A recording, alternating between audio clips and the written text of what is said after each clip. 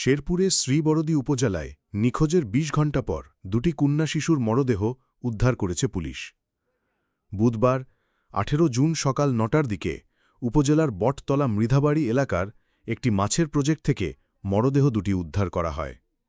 নিহত শিশুরা হল ৬ বছরের স্বপ্না, পিতা স্বপন মিয়া, এবং ৭ বছরের সকাল, পিতা সেলিম মিয়া।